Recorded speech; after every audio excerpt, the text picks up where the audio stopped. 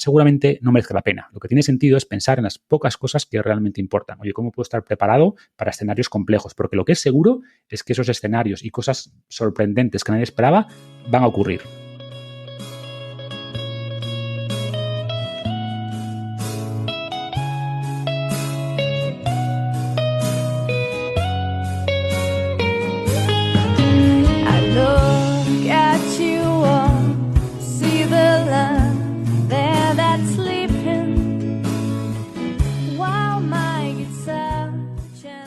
Muy buenas, soy Adrián Susudio y esto es Charlando con Libros. Hoy vamos a hablar de un libro poco conocido, diría, aunque muy bueno, Algorithms to Live By, algo así como algoritmos por los que guiarse. Y lo vamos a hacer con un invitado increíble, con Marcos Vázquez. ¿Qué tal, Marcos? Bienvenido. Muy bien, un placer estar aquí contigo hablando de libros, Adrián. ¿Cómo estás? ¿Qué tal? ¿Por qué elegiste este libro? Además, te lo has leído 2 veces. Bueno, pues por lo que decías, ¿no? Es un libro poco conocido y a mí me gustó especialmente porque combina muchas cosas que me interesan, ¿no? O sea, por un lado, como mucha gente sabrá, yo soy originalmente ingeniero informático, entonces tengo muy cableado este pensamiento tanto ingenieril como computacional. De hecho, en la universidad recuerdo que era mi asignatura favorita, se llamaba algoritmos y estructuras de datos, ¿no? Porque están muy ligados los algoritmos con la estructura de datos, cómo almacenamos la información. Y en las últimas décadas, incluso años, ¿no? El tema de los algoritmos cada vez ha cogido más fuerza. Hace 10 años nadie sabía que era un algoritmo y ahora pues está en boca de todos. Algoritmos, inteligencia artificial, son cosas que están muy conectadas. Cada vez nuestra vida se rige más por algoritmos, ¿no? Y mucha gente desconoce totalmente qué es un algoritmo o tiene unas nociones muy básicas de qué es un algoritmo y por eso me parece que es un libro que, por un lado, ayuda a entender esto, ayuda a pensar o a entender cómo piensan los ordenadores, si podemos decirlo así, y por otro lado, lo que me gusta también del libro es que no es un libro únicamente técnico, que te explica los algoritmos y cómo funcionan los algoritmos, yo qué sé, de búsqueda, de ordenamiento, etcétera, sino que después en cada capítulo intenta extraer lecciones, ¿no? o recomendaciones para aplicar esos algoritmos en la vida diaria. Entonces, para mí, combina muchas cosas que me gustan, ¿no? La parte más de ingeniería, de informática, de algoritmos, de comportamiento humano. Al final, nuestro cerebro, de alguna manera, utiliza un montón de algoritmos para tomar decisiones, ¿no? Y este concepto o este ámbito de la toma de decisiones, de tomar mejores decisiones, también me gusta mucho. Entonces, como digo, son muchos elementos que están en la coctelera. Creo que el libro los une bastante bien. Es verdad, y aquí hay una advertencia, ¿no? Para navegantes, hay partes del libro que son bastante técnicas, o sea, entra en detalle de este algoritmo, cuándo se inventó, quién lo inventó, cuándo se cambió. Hay partes, entiendo que si no vienes del mundo de la informática, de la ingeniería, va a ser denso. Mi recomendación y encima está solo en inglés. Creo que hay una versión en español, pero por lo que vi en Amazon, la versión en español tiene muy malos reviews porque está muy mal traducida. A mí es un tema que a mí me da mucha rabia, ¿no? O sea, yo en general los libros intento, claro, depende del idioma en el que estén escritos, ¿no? Pero si lo hay en inglés y hablas inglés, o sea, le escuchas o lees inglés, léelo en inglés, porque en español es un tema técnico y que probablemente esté muy mal traducido, o eso es al menos lo que he visto en los reviews de Amazon, ¿no? Pero está en español, ¿eh? La gente que realmente no pueda leer en inglés, está la versión española, pero me temo que se va a perder bastante en la traducción. Pequeña puntualización, el libro en español está descatalogado, por eso yo pensaba que ni existía en español porque no lo había encontrado. Además, solo lo sacaron en formato físico, es decir, para Kindle o cualquier otro dispositivo electrónico no existe, es decir, solo se puede encontrar en inglés y es que encima, como dice Marcos, la traducción era muy mala y por eso imagino que no vendieron y que no luego lo renovaron ni volvió a salir. Seguimos con el episodio. Que me costó. Hay algunas partes que son difíciles, aunque yo estoy más o menos acostumbrado, que son densas porque entra bastante en detalle, pero es un libro que lo que hace es entra muy en detalle en la parte técnica y luego vuelve a subir y te da ya esas aplicaciones más mundanas, más fáciles de leer para la vida diaria, ¿no? Entonces, mi mensaje es, bueno, esas partes, léelas rápido, te las saltas, hay partes que entran más en detalle, pero después regresa un poco a la superficie a rescatar lo importante y cómo ese algoritmo o esa inteligencia, lo que sea, se puede aplicar después al mundo real, a decisiones que tenemos que tomar en el día a día. Entonces, merece la pena, a pesar de esos capítulos un poquito más duros para quien no tiene un background tecnológico, merece la pena al final llegar a las lecciones prácticas. Sí, buen consejo como para no perderse el libro, ¿no? Porque a veces te encalles en una parte y ya luego te pierdes otras partes que son muy buenas. Mm. Bueno, está escrito por dos personas, Brian Christian, que es un filósofo, pero además científico computacional, o sea, buena mezcla. Exacto. Es un poco amplitud, ¿no? Y Tom Griffiths, que es psicólogo y estadista. Ujú. También muy bueno Pues como dices, son esa disciplinas muy mezcla. interesantes, ¿no? En la parte más informática, tecnológica, pero de un filósofo. Y destila ciertos elementos filosóficos a lo largo del libro. Y por eso, personalmente, a pesar de no ser un libro conocido, como decías, me gusta esa combinación de elementos. Y además lo que decías tú de los algoritmos, no solo son algoritmos de los ordenadores computacionales, es que lo llevan más allá y en verdad son heurísticas, reglas, llegan a decir que una receta que sigues cuando quieres preparar una comida también es un algoritmo, o un patrón cuando tejes una bufanda también es un algoritmo, es decir, amplían, con la excusa de esa palabra, la amplían su significado y van más allá, por eso son algoritmos que muchos son, pues por ejemplo, para elegir a quién contratar o elegir tú qué estudiar, o incluso se atreven a hablar de relaciones amorosas, ¿no? Cómo elegir a tu pareja, cuándo elegirla, cuándo buscarla, Cómo ¿no? comprar tu casa, qué casa comprar, ¿no? O sea, como decíamos, Sí. es algoritmos computacionales aplicados a la vida. Hmm. Si quieres podemos empezar precisamente por que es como empieza, que es la regla del 37%, que sirve para todo esto, para cuándo buscar o cuándo comprar una casa o alquilar una casa, para muchas cosas. No sé si te acuerdas cómo iba. Sí, o sea, esa es la más, además creo que es bastante práctica, ¿no? Se refiere a un problema en el que tienes que, o sea, el problema original creo que es un poquito machista, ¿no? Era de encontrar la secretaria adecuada, ¿no? Entonces tienes que encontrar la secretaria y la idea es que tienes que entrevistar a secretarias que o la contratas en ese momento o luego ya no puedes volver a contactarla, ¿no? Porque el algoritmo cambia. Si puedes contactarla de nuevo o ya una vez que le dices sí o no, ya pasa, ¿no? Y la recomendación, que además se puede probar matemáticamente, es que para lograr la candidata óptima, muy cercana a la óptima la mayor parte de las veces, porque esto no te asegura, por supuesto, que vas a encontrar la mejor, lo que buscamos es maximizar las probabilidades de tener una solución muy buena, ¿no? Es que tienes que entrevistar al 37% de las candidatas y después elegir a la que sea mejor que la candidata mejor que has entrevistado, ¿no? Algo así, al igual tú, como hace tiempo que lo leí. Pero esta es Sí, la sí, es idea. así. Sí, sí. Como Y lo explorar. interesante, ¿eh? O sea, el 37% es explorar, es como Explorar. buscar información o Exacto. estar mirando casas, ¿no? Si dices, pues tengo un mes, ¿no? Para estar buscando, ¿no? Pues el 37% de los días, principio, ¿no? Es estar buscando, pero sin poder comprar esa casa o sin poder Exacto. contratar a alguien. Sí, sí, lo has dicho bien. Perfecto. Pues como bien decías, ¿no? Más allá del tema de que los algoritmos cuando se descubren, pues les dan nombres, este es el algoritmo de la secretaria o algo así, pero podemos aplicarlo a un montón de ámbitos. Podemos aplicarlo.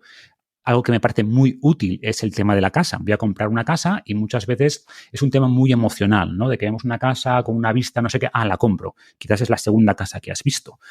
O tienes miedo de que alguien haga una oferta mejor. Entonces, para evitar entrar en esas decisiones emocionales, que suelen ser malas decisiones, dices, mira, voy a estar, como tú decías, 6 meses comprando casa, o voy a ver 20, 30 casas, algo razonable. Y lo que dices es, vale, si voy a estar 6 meses o un año comprando casas, voy a dedicar el 37% del tiempo, o si voy a ver 20 casas, pues antes de ver 6 o 7, me pongo una regla que aunque vea la casa de mis sueños, no la voy a comprar. Voy a ver un tercio de las casas o ese 37% para tener una idea del mercado, de dónde están los números más o menos que hay aquí, y a partir de ahí, cuando encuentro una casa que sea mejor que la mejor que he visto en ese primer tercio, en ese primer 37%, hago una oferta sobre esa casa, ¿no? Y también se puede aplicar a las parejas, ¿no? Generalmente, casarte con la primera persona con la que sales, a ver, puede ser que, como decíamos antes, esto no hay certeza. Los algoritmos en general Hay algoritmos que te dan la mejor solución en algunos casos, pero la mayoría de algoritmos son más bien heurísticos, te dan buenas soluciones en un tiempo razonable. Y suele haber un equilibrio, ¿no? Intentar lograr el equilibrio entre lo óptimo que es la solución y el tiempo que tardas, porque para buscar la solución óptima, claro, la casa óptima implicaría ver todas las casas del mundo. Sería la única forma de encontrar la casa ideal para ti. Sabemos que eso es imposible, por tanto, tenemos que lograr algoritmos que nos den una solución razonablemente buena en un tiempo razonable, ¿no?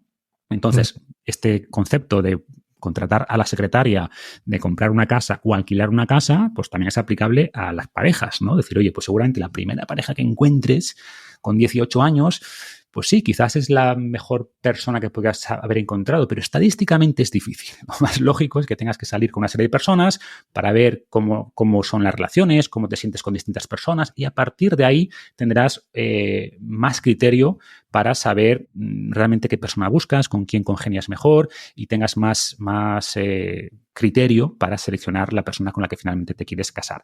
Que sé que suena un poquito raro aplicar conceptos matemáticos y algorítmicos a las relaciones, ¿no? Porque el enamoramiento no se rige por reglas matemáticas, pero creo que al menos considerar este aspecto estadístico matemático nos ayuda. Oye, es razonable pensar que si es la primera vez que conozco a alguien, sea la persona ideal para mí, puede ser, ¿vale? Las estadísticas, o sea, no te dicen que la posibilidad sea cero, pero estadísticamente seguramente no sea la mejor decisión, ¿no? Entonces, esa idea, este algoritmo del 37%, pues nos da bastante información y creo que es muy aplicable a muchos ámbitos de la vida. Sí, además dice que normalmente no llegamos a ese 37%. Es decir, que tomamos las decisiones, todo este tipo de decisiones, antes. Bueno, también puede ser un poco por sistema 1, ¿no? Por no gastar energía, y entonces no somos óptimos pues tomando todo este tipo de decisiones. También hay, a ver, todos los algoritmos tienen distintas derivadas, ¿no? También influye cuál es el coste de buscar.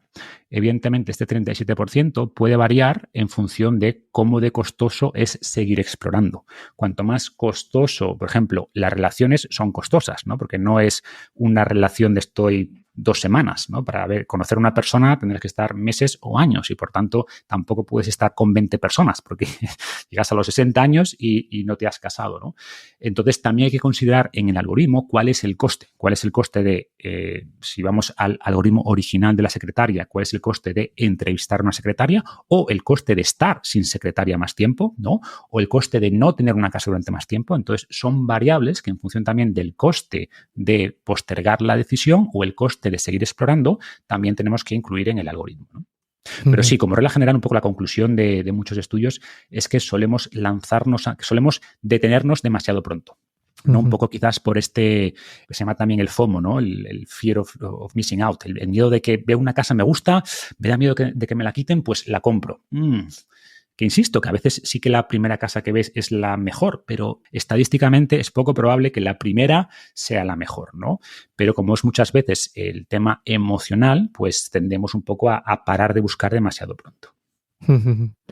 Y por dar algunos datos más, dice que cuando hay ese rechazo, esa posibilidad de por ejemplo, que te digan, pues no quiero trabajar contigo, entonces dice, ahí baja el porcentaje a un 25%, pero en cambio, cuando dices que puedes conseguir cualquier casa que hayas visto, que se supone que nadie se la va a llevar, ahí dice que ya sube hasta un 61%. Claro. El que puedes estar sin decidir. Y también a esto se suma una cosa que me gustó mucho, que es el problema del ladrón. Dice, ¿cuándo parar de robar?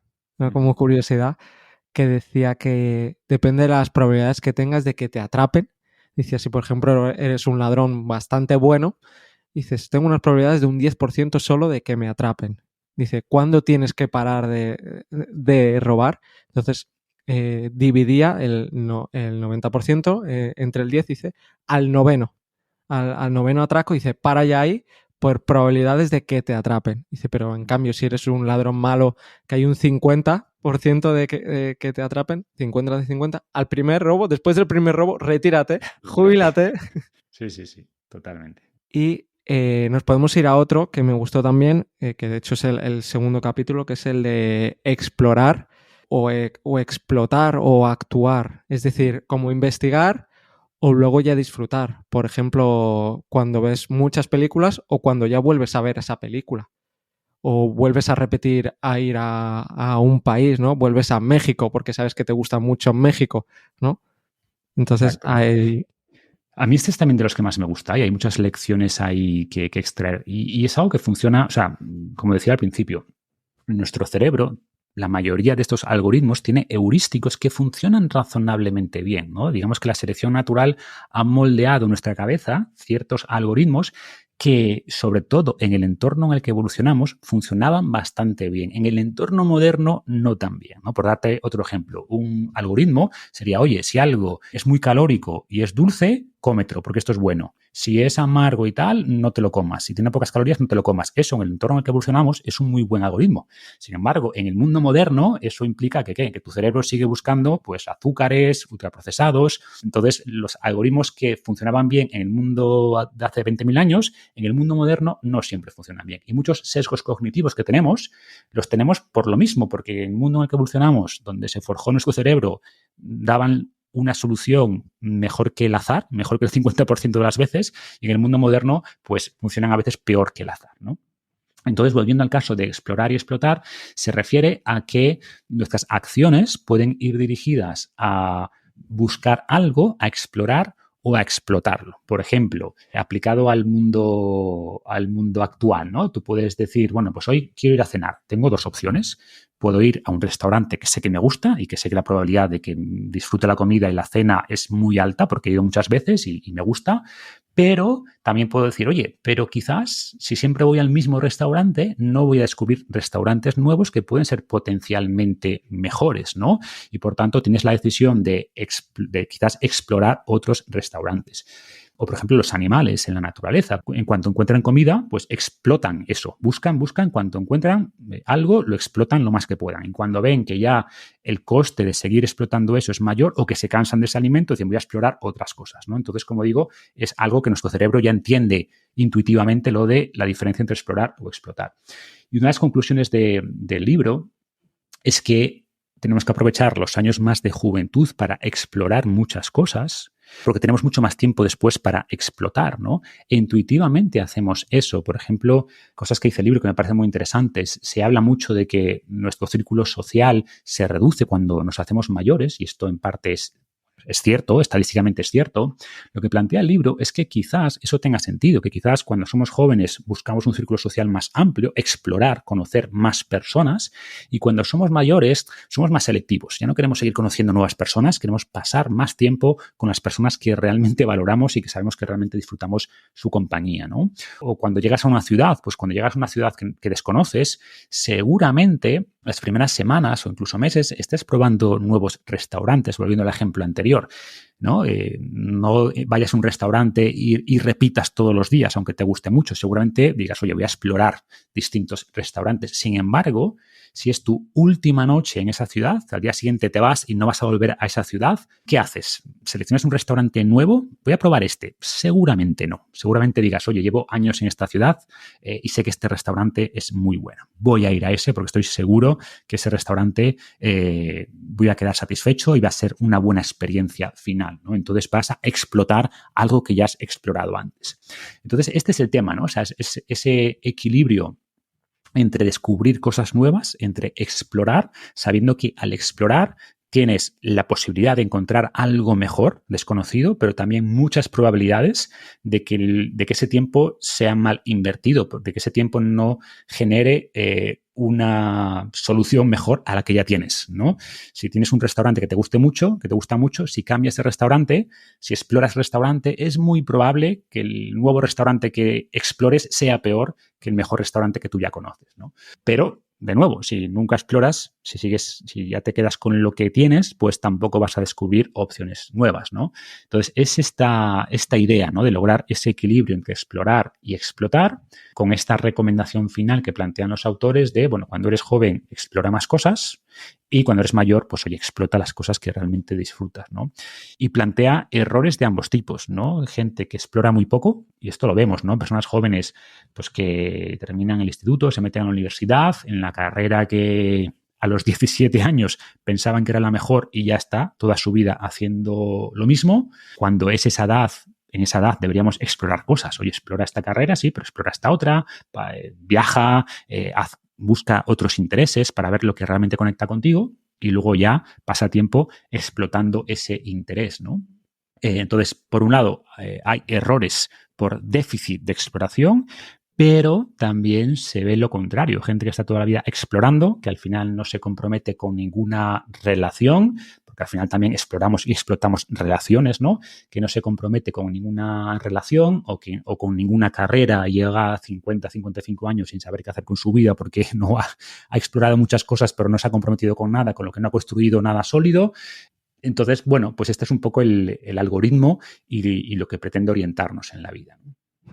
A lo mejor un poco por FOMO, lo que has dicho tú antes, ¿no? Hay gente que siempre está explorando por ese miedo a perderse algo, pero claro, es que llega un punto que, lo que decías tú, de que más mayores, pues es más normal que tengamos menos amistades porque somos más selectivos. Este ejemplo te lo quería sacar porque en tu último libro, Vive Más, pues hablas de, ¿no? Pues de esa parte de cuando eres más mayor y cómo llegar de una forma la más óptima. Pero bueno, de tu libro hablaremos en el próximo episodio.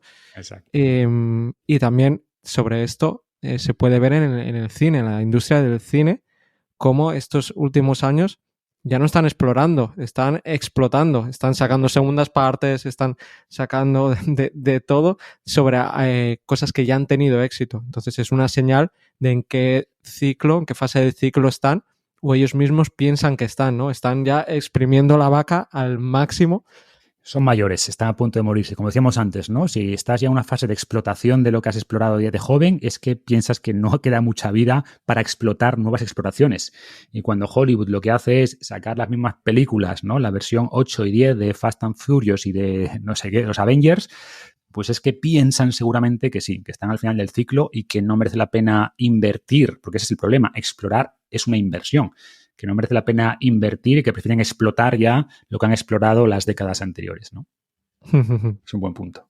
Reducir el riesgo a corto plazo, a costa del largo plazo, porque se van a quedar sin sagas que poder explotar, porque si no hay nuevos éxitos, claro. Y también aquí lo que comenta en el libro, si no recuerdo mal, habla de cuándo pasar, cuándo dejar de explotar algo, ¿no? Es decir, si vas a un restaurante que te gusta, lo exploraste, lo descubriste, lo estás explotando, pero oye, de repente el restaurante deja de gustarte o ves que cambia el dueño y, ostras, pues sí, me gustaba mucho, pero las últimas experiencias no han sido tan buenas, pues tendrás que dejar de explotar eso, ¿no? También esto ocurre. O Hollywood, si estas sagas que hacen ya hasta la infinidad, pues dejan de ser rentables, pues dejarán de explotar eso. Dirán, oye, ya no podemos explotar, yo qué sé, Terminator 8, ya esto hay que dejarlo aquí, ¿no? Entonces, cuando decimos explotar algo, tampoco lo puedes explotar indefinidamente porque las cosas cambian, ¿no?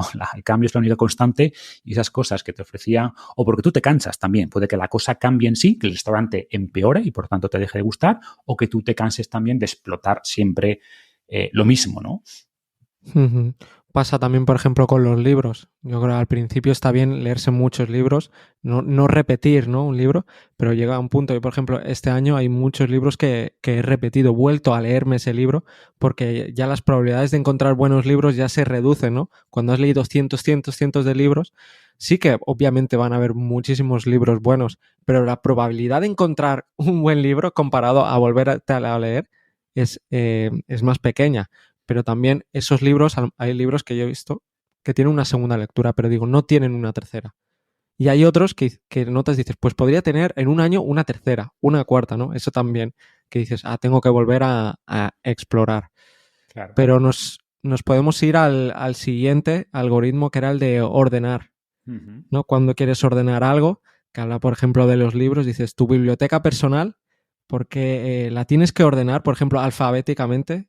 Dice, claro. Lo más probable es que no. Sí. Sí, iba a decir que además lo que me gustó del libro, esto ya es más personal, ¿no? Es que, claro, cuando estás empezando a leer los algoritmos, te vienen recuerdos de cuando estudiabas eso, ¿no? Cuando estudiabas, yo hice este programa, me acuerdo que era un programa típico que hacías de ordenamiento gráfico, veías cómo se ordenaban las cosas, ¿no? Y usabas el Bubble Sort, que era muy poco eficiente, algoritmos que se llaman de o n al cuadrado, ¿no? Es decir, que si vas a ordenar 10 cosas, pues es muy poco eficiente algunos tipos de ordenamiento porque a medida que aumenta las cosas a ordenar, el tiempo se dispara. Entonces buscas algoritmos que sean de tiempo lineal. Es decir, que si aumenta un 10% las cosas que tienes que ordenar, el tiempo que tardas en ordenarlo aumenta un 10%. Lo ideal es algoritmos logarítmicos, ¿no? Que aunque aumente los libros o lo que sea que vas a ordenar, pues el tiempo se aumenta un 10%, que el tiempo que requieres para ordenarlos aumente un 2%, ¿no? Que es muy difícil, ¿no? Normalmente, algoritmos de tiempo lineal son ya muy, muy eficientes. Entonces, estas son las partes que quizás a la gente le cuesten, pero como bien estás indicando con ese ejemplo, el libro después intenta llevarlos al día a día, ¿no? Entonces, te saca recomendaciones, por ejemplo, pues ordenar algo que rara vez vas a buscar, pues no tiene mucho sentido, ¿no? Ordenar, pues eso, alfabéticamente libros que luego quizás ni busques o no los vas a buscar de esta manera. Y al revés, buscar cosas que no están bien ordenadas, pues también es muy ineficiente. Entonces tienes que entender este tipo de cosas. Y además, ordenar tiene un coste. O sea, si yo voy a meter un nuevo libro en la biblioteca, pues ¿cuál es el coste de ordenarlo? Desorden absoluto es tiempo cero, lo pongo donde sea. Si lo quiero ordenar de manera alfabética, pues ya tengo que buscar, va aquí. Si los ordeno por categoría, si los ordeno por colores, pues en función de cómo lo ordene, el coste de ordenarlo es distinto, ¿no? Entonces tienes que ver si también los objetos vas a insertar más veces o a buscar más veces. Cuantas más veces vayas a buscar respecto a cada vez que insertas, más tiene sentido de que eso esté bien ordenado. Y al revés, si haces muchas más inserciones que búsquedas, pues claro, lo que quieres que sea eficiente es la inserción y no tanto la búsqueda, ¿no? Y además un factor extra que es la urgencia. Es decir, necesitas que esté ordenado porque necesitas encontrarlo ya. Necesitas encontrar un libro ya, en 3 segundos, o en vez de 3 segundos puedes estar 10, 20 o 25 segundos buscando ese libro. Claro, eso también es muy importante, porque a lo mejor sí que puedes aceptar un coste más alto de tiempo de ordenar algo, porque es muy urgente luego encontrarlo, ¿no? Pero cuando no lo es, dices, ahí el porcentaje, como decías tú, pues es más reducido. Claro.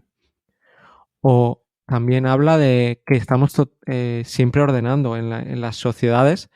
En los países, el G20, ¿no? Según el PIB de los países o las competiciones deportivas, también sirven para, es una forma de ordenar, ¿no? En la liga, ¿cuál es el resultado? Ordenar. ¿Cuál es el mejor equipo? El segundo, el tercero, es otra forma de ordenar y de hacer estatus y marcar estatus, quitando la parte violenta. O sea, se ahorra mucho, ¿no? Con los países, con las tribus.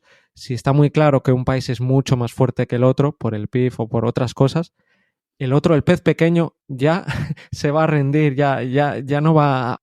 Has dicho varias cosas interesantes. Esto es el tema de las jerarquías, ¿no? Que a mucha gente que no le gustan las jerarquías, pero hay que tener que las jerarquías son profundamente biológicas. Todos los seres sociales que viven en grupos tienen jerarquías. Las jerarquías, al final, marcan el orden, ¿no? Volviendo al tema del orden, el orden en el que se acceden a los recursos, ¿no? Quién come primero, quién se aparea primero. Y esto suena un poco injusto, pero tiene muchos beneficios. Porque imaginemos que no hay jerarquías, que no está ordenada esa jerarquía de animales. Pues al final, cada vez que hay una oportunidad de comer, sería choque violento. Vamos aquí a pelearnos entre todos a ver quién come primero o ver quién se aparea primero, ¿no? De esta manera, las jerarquías mantienen el orden. Dado que hay un orden claro, pues no hay violencia cada vez. O hay violencia de vez en cuando, cada X tiempo. Cuando vemos que el de arriba está un poquito débil, hay un movimiento, ¿no? Hay una conspiración, se reordena esa jerarquía, ¿no? No deja de ser un algoritmo de reordenamiento, se reordena esa jerarquía y de repente, pues, hay más estabilidad hasta que vuelva a haber esa violencia. Pero hay violencia con mucha menos frecuencia solo para momentos de reordenar la jerarquía. Pero una vez que está ordenada, previenes la violencia durante mucho más tiempo y por eso somos tan sensibles a nuestro estatus, porque en el fondo nuestro estatus no deja de ser cuál es nuestro lugar en el grupo, cómo estamos ordenados en esta jerarquía, ¿no? A nivel de personas de nuestro grupo, a nivel de países, como bien dices, y además una persona, un individuo puede pertenecer a múltiples jerarquías. Puede ser una jerarquía en tu casa, otra en tu trabajo, otra en tu equipo de fútbol. y tienes que saber cuál es tu lugar en la jerarquía, más allá de que después intentes de manera más violenta o más pacífica moverte en esa jerarquía, ¿no? Y como bien dices, en los deportes se ve muy claro y depende del tipo de deporte. Por ejemplo, establecer quién es el mejor corredor del mundo, el mejor sprinter de 100 metros, pues no tienes que hacer que los sprinters compitan entre sí 100 veces, ¿no? Parearlos, no. Pues ¿quién corre más rápido? ¿Quién ha hecho los 100 metros lisos más rápido? Pues este es el más rápido. El ordenamiento es, volviendo al tema de si es cuadrático, si es logarítmico, es O1, es decir, corre una vez y ya sabes quién es el más rápido. Sin embargo, en el equipo de fútbol, ¿no? Una liga de fútbol, tienen que competir todos con todos. No hay un criterio para saber, vale, este equipo es el mejor porque ha hecho algo. No, tienes que competir con otros para saber si tú eres mejor. Sin embargo, tú puedes correr aislado. Si corres los 100 metros en 8:90, es el mejor corredor del mundo. No hace falta que te pareen con todos los sprinters del mundo, ¿no? Entonces, en función, pues, de todos estos elementos, pues hay algoritmos para un tipo de ordenamiento u otro, ¿no? Pero como bien dices, al final estamos ordenando constantemente las cosas, ya no solo los libros en nuestra biblioteca, sino que nos estamos ordenando jerárquicamente en la sociedad por personas, por países, en los deportes, etcétera, etcétera. Sí, sí. También hay otro que es el de programar o el programarte el día a día, ¿no? O agendarte o organizarte el día, ¿no? Y en este me gustó porque da muchos enfoques. Por ejemplo, dice, en el libro de Getting Things Done, dice, haz primero lo que tardes menos, ¿no? Esas tareas, por ejemplo, que en solo 2 minutos te las puedes sacar de encima. Dice, pero luego en otro, dice, empieza con lo más difícil y luego ve bajando la dificultad. O sea, las tareas, empieza con la tarea más difícil, luego la segunda más difícil. Luego dice en el de No Habit, primero programa los eventos sociales, ¿no? Y los tiempos de descanso, de ocio, y luego en esos huecos rellena el trabajo, es decir, lo contrario que se suele hacer.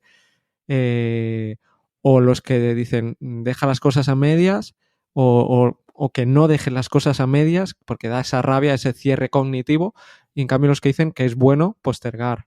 Aquí hay como 1000 métodos y creo que es de los más difíciles de tener un algoritmo y decir este y punto, y creo que cada uno tiene que buscarse su manera, probar varios y ver el que mejor le funciona, porque, por ejemplo, por energía mental, pues a veces es muy lógico, hay gente que por la mañana es cuando más energía, yo soy de esos, mental que tiene. Entonces, yo también, sí.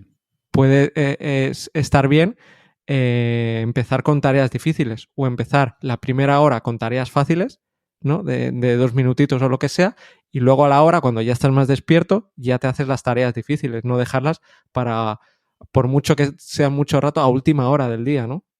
No sé, en tu caso, podríamos hablar de tu último libro, de cómo te organizaste para escribirlo o qué algoritmo utilizaste. Hay muchos algoritmos ahí, como bien dices, ¿no? A mí me gusta mucho esta famosa matriz de Eisenhower, ¿no? Que es un poco este cuadrante de importante y urgente. Y lo que ocurre muchas veces es que nuestro día consiste en apagar fuegos, en esas cosas que son urgentes, pero muchas veces no son importantes, ¿no? Y yo intento, de cara un poco a escribir libros, que cada mañana, porque también soy más productivo cognitivamente, las cosas que son más demandantes cognitivamente las resuelvo mejor por la mañana, dedicar algún bloque de tiempo. Me gusta mucho a nivel de planificación los slots, ¿no? Tener slots de tiempo. Me gusta el enfoque Pomodoro, pues de tener al menos un par de pomodoros, idealmente 3 o 4, para trabajar en algo que es importante pero no urgente. Por ejemplo, escribir un libro generalmente no es algo urgente, ¿no? No es alguien que, salvo que llegues ya te acerques a la fecha límite de entrega a la editorial, que ya te están llamando, ya qué pasa con el libro, pero cuando te queda un año no es urgente, es importante y no urgente. Y justamente esto, lo importante y no urgente, pues tendemos a postergarlo, ¿no? Porque al final, como decía, pues prestamos más atención a la rueda que chilla, ¿no? A lo que es urgente y muchas veces no es importante. Evidentemente, si hay algo que es urgente e importante, pues esa tiene que ser tu máxima prioridad. Entonces, mi objetivo es que cada mañana trabaje en cosas que son generalmente cosas de largo plazo y que son importantes, pero que no son urgentes, y que al no ser urgentes, pues tendemos a postergarlas, ¿no? Y además, normalmente son también más difíciles, ¿no? Nuestro cerebro, al final, volviendo a esos algoritmos que teníamos antes cableados, nuestros algoritmos ancestrales, priorizan que aquello que supone poco esfuerzo. Lo que supone más esfuerzo, mejor no lo hagas, ¿no? Porque al final había que ahorrar calorías y por lo tanto no somos buenos a la hora de realizar esfuerzo cognitivo. Mientras que hay tareas más administrativas, más sencillas, que tendemos a priorizar porque son más sencillas y tendemos a postergar lo que es más complejo, lo que requiere más planificación, lo que no tiene un deadline inmediato, lo que es más sencillo. Y tiene creo que es Brian Tracy, tiene el libro de Cómete la rana, ¿no? De, oye, a primera hora cómete la rana, o sea, en el sentido de haz lo más difícil que tengas que hacer en el día, hazlo a primera hora, primero porque ya lo has hecho. Difícil siempre que sea importante, evidentemente, ¿no? Lo has hecho y además, a partir de ahí, el resto de cosas, por comparación, te van a parecer sencillas. Ya has hecho lo más difícil la primera hora y a partir de ahí todo va a ser más fácil. ¿Y tu último libro te costó más o menos? Como, claro, como tú ya lo tienes tan claro, ¿no? Cómo hacerlo y tienes tanta experiencia. O escribes ya más rápido o ya ha llegado un punto que es que ya tus últimos libros tienes el mismo ritmo. Me costó, depende con qué libro lo compare, ¿no? Por ejemplo, me costó menos que Invicto. Invicto me costó más porque quería darle, al ser un tema nuevo, cambiar mucho de registro, ¿no? De pasar de escribir de salud a escribir sobre filosofía, aunque tiene un poco esa derivada, aterrizada, cambio de hábitos de salud, pero no deja de ser una temática distinta. Me costó más porque no quería que fueran simplemente... o sea, lo que más me cuesta, honestamente, es encontrar el hilo conductor, ¿no? Es decir, una vez que tengo el outline claro, lo que es ya rellenar contenido específico es bastante fácil, ¿no? Tengo un poco ya el hábito de la escritura, tengo muchas ideas en la cabeza, es cuestión de ordenarlas, sintetizarlas. Cuando escribes un libro científico, entre comillas, pues hay mucho trabajo de que todo esté referenciado, dónde están las referencias para cada uno de esos argumentos que pones en el libro, eso lleva bastante tiempo, pero lo que es la escritura en sí fluye bastante bien. Me cuesta más cerrar un poco la estructura, la metodología, volviendo un poco a ese concepto de ingeniería. Me gusta que todo sea un algoritmo que se entienda, que tenga unos pasos, que sea una metodología lógica, ¿no? Por ejemplo, en Invicto le di muchos cambios a la estructura, hasta que no tuve claro en la cabeza lo de visualiza con claridad, actúa con determinación, resiste con disciplina. Esto eran distintas estructuras hasta que dijo, yo creo que los pasos son estos, ¿no? Una metodología de cambio con 3 pasos. Al final voy a poner una serie de herramientas que puedan ayudar, un poquito más generales. Y una vez que tienes esa metodología y tienes la estructura global del libro, que todo tiene sentido, que unos capítulos fluyen en los siguientes, que hay un hilo narrativo, entre comillas, que tiene sentido. Esa es para mí la parte más difícil. Una vez que tengo ya todos los slots, por así decirlo, volviendo a la planificación, me es más fácil ya rellenar un slot sencillo, ¿no? Pero quiero ver el libro completo, cuál es esa estructura global y que todo tenga sentido en mi cabeza, porque si no me cuesta ponerme a detallar algo, ¿no? A escribir sobre un árbol concreto si no tengo el bosque del libro completo en mi cabeza, ¿no? Entonces esa es la parte de estructura la que más me suele costar. Sí, yo creo que te entiendo porque es como difícil, ¿no? Tener un hilo argumental y tener esa estructura es, para mí, yo creo que es la parte más difícil de escribir un libro también. Sí. Porque es difícil encontrarla, ¿no? Y encontrar como una excusa, un argumento que te haga poder escribir 200, 300 páginas, ¿no? Y a la vez no estar todo el rato repitiéndote. Porque claro, tú en tus libros hablas de 1000 cosas, a veces introduces solo los temas, es como una introducción y hablas de uno, hablas de otro saludablemente igual, pero bueno. Que además es una pasada que uno de mis libros favoritos, Invicto, que hoy pueda estar hablando contigo, mi libro favorito de filosofía estoica moderna, el que siempre recomiendo. Entonces, cuando me lo leí en su momento, hace ya, no sé, cuando salió, lo compré cuando salió, que se lo regalé a mi padre, y nunca hubiera pensado estar ahora enfrente tuyo, es bueno. Quiero también, hay muchos algoritmos, nos vamos a dejar muchos, pero quiero comentar uno que es el de overfitting, ¿no? O dice cuándo pensar menos. Que eso también, ¿no? A veces sobreprepararse o prepararse demasiado un tema o hacer una búsqueda muy profunda, a veces va en contra. A mí me pasó, yo en tercero de eso, escribí, había un concurso literario de escribir un cuento y me ocurrió una historia de un montón de páginas, no gané. Al año siguiente era como, wow, no he ganado, pues este año no me voy a esforzar. Un cuento de una sola página, pues gané. ¿No? Pues a veces es eso, cuando te esfuerzas demasiado, paradójicamente, es peor. En muchos casos sí, o sea, depende un poco del contexto, ¿no? Claro. Por eso un poco lo que intenta explicar el libro es en qué contexto tiene sentido usar estos algoritmos y en qué contexto tiene sentido usar otros algoritmos. Y en general, como recomendación, cuanto más complejo sea algo, cuanta más incertidumbre haya en algo, menos sentido tiene complejizar demasiado o pensar demasiado, ¿no? Por ejemplo, si hablamos del mercado financiero, pues el mercado financiero, la economía en general, por definición, es un sistema muy complejo, donde es mucho mejor tener unas reglas sencillas que te preparen para escenarios negativos que intentar predecir todos los escenarios, porque es imposible, es tan complejo. No sé, si tú vas a las predicciones de la mejor revista del mundo, la que te guste, The Economist, la que sea, predicciones para el 2020, ¿no? En enero de 2020. ¿Habló del COVID? Ninguna. Previsiones para el 2022. ¿Alguna revista habló de guerra Ucrania-Rusia? Ninguna. O sea, las cosas justamente que más impacto tienen son cosas que nadie predijo, ¿no? Porque son cosas tan complicadas que intentar hacer algoritmos súper complejos que tengan en cuenta un montón de variables y tal, seguramente no merece la pena. Lo que tiene sentido es pensar en las pocas cosas que realmente importan. Oye, ¿cómo puedo estar preparado para escenarios complejos? Porque lo que es seguro es que esos escenarios y cosas sorprendentes que nadie esperaba van a ocurrir. Y por tanto, en vez de invertir tanto tiempo, tanto esfuerzo en intentar predecir cosas, bueno, vamos a simplificar, ¿no? Vamos a pensar, pues si tengo más ahorros, seguramente sea una buena decisión, ¿no? Entonces, invierte tiempo en eso en vez de pensar de, bueno, si hay aquí que hacer esta complejidad, invertir en derivados y no sé qué, y opciones, seguramente sea eso, overfitting, ¿no? O creo que habla en el libro también de este concepto de la navaja de Occam, ¿no? Que la idea es que muchas veces las soluciones más sencillas y las explicaciones más sencillas son las más correctas, mientras que a veces nos inventamos visiones paranoicas y conspiranoias para explicar cosas cuando hay formas mucho más sencillas de explicar las cosas, ¿no? Entonces va por ahí. Muchas veces la sencillez y la simplicidad es muy valiosa y tendemos a veces a complejizar demasiado. Otro ejemplo, cuando intentamos optimizar todo. Ahora en el último podcast hablaba de Brian Johnson, ¿no? Que no sé si te suena del protocolo Blueprint, que es un millonario americano que está intentando romper el récord de longevidad ligado con el libro Vive Más. Entonces está intentando optimizar todas las variables fisiológicas posibles. Y yo creo que intentar optimizar en exceso también es un error, ¿no? Tienes que dejar cierto margen para cosas que no son optimizables.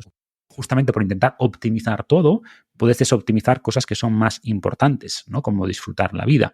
Entonces va un poquito por ahí, por no intentar tampoco la máxima optimización, por no invertir demasiados recursos en intentar predecir cosas, por ejemplo, hacer algoritmos muy complejos para llegar a soluciones, donde vas a poder llegar a soluciones que seguramente sean tan buenas o mejores, con mucho menos esfuerzo y de manera mucho más directa y sencilla. O volviendo al caso de Invicto, o sea, yo sabía que era un libro que si me enrollaba mucho con la filosofía, que no iba a conectar. Entonces, al final era un libro más largo y cada iteración que hice final de Invicto era quitar cosas, quitar complejidad, hacer un libro más sencillo, que no hubiera frases, ni palabras, ni ideas que realmente no dijeran algo importante, ¿no? Entonces creo que al hacer un libro más sencillo justamente y al quitarle complejidad, tuvo más éxito porque fue capaz de sintetizar y de hacer que esos mensajes lleguen más, ¿no? Entonces va un poquito por ahí. Claro. Más gente se lo acaba, también más gente lo recomienda o más gente puede ponerlo en práctica. Claro, pero sin llegar a pasarse la extrema simplicidad que a veces ocurre. Tienes que jugar con esa Volvemos al balanza. concepto del equilibrio, ¿no? Que en sí mismo, como decíamos, es una premisa de los algoritmos. ¿Cuál es el equilibrio óptimo entre tiempo y precisión, entre ser demasiado complejo y por tanto llevar mucho tiempo, o ser demasiado sencillo y por tanto no darte una solución razonablemente buena? Sí, y el ejemplo que decías del hombre este, ¿no? Que estaba cuadrando, optimizando todo. Claro, ese es, también creo que es un problema de ver el cuerpo como un robot o como una máquina, ¿no? Es una máquina. Cuando no, cuando es un sistema complejo y hay variables que se te pueden escapar y además tocas una cosa, cambian mil otras, hay tantas conexiones, Claro. bucles de retroalimentación, que claro, a lo mejor vende mucho eso, ¿no? Llama mucho la atención, pero va a tener resultados, ¿no? Y que hay cosas que no podemos medir. Al final también es otro problema, ¿no? Que creo que lo toca en el libro, que tendemos a medir lo que es fácil y hay muchas cosas que medimos que no son importantes, o al final nos obsesionamos con la métrica, que este es otro problema importante, ¿no? Cuando la métrica se convierte en el objetivo, deja de ser una buena métrica. Y cuando la métrica es, pues eso, cuál es mi calidad óptima de sueño de no sé qué, pues si eso se convierte en el objetivo, o sea, si cuidar la salud se convierte en el objetivo, seguramente sea malo. Para mí cuidar la salud es un medio para un fin, ¿no? El objetivo no es cuidar la salud, el objetivo es vivir mejor, vivir más. Cuidar la salud es un medio. Cuando cuidar la salud es tu fin último, lo conviertes en un fin último, eso implica, pues lo que digo siempre, ¿no? Que vas a renunciar a salir con tus amigos a celebrar una noche porque, claro, vas a romper tus ritmos circadianos, o que no te vas a comer la tarta que te ha hecho tu hija en tu cumpleaños porque lleva un poquito de azúcar, ¿no? Porque, claro, estás optimizando tu nivel de glucosa como fin último cuando realmente tu nivel de glucosa debería ser un medio para un fin que es disfrutar, en este caso, celebrar con tu hija, con tus amigos, etcétera, ¿no? Entonces va por ahí. Sí, o fijarte en los kilos en la báscula, que ese es el típico error, ¿no? Dice, Claro, he bajado 1 kilo, pero a lo mejor también has bajado músculo y has perdido fuerza, ¿no? A lo mejor no, claro. Si quieres bajar kilos, te cortas una pierna y ya está, ¿no? Si el objetivo final es el peso, pues hay muchas formas de lograrlo. Por eso tenemos que tener claridad sobre cuál es el objetivo último que estamos persiguiendo. Y eso sí, necesitamos métricas, pero evitando que esas métricas se conviertan realmente en el objetivo. Totalmente de acuerdo. Pues muy bien, Marcos. Lo dejamos aquí.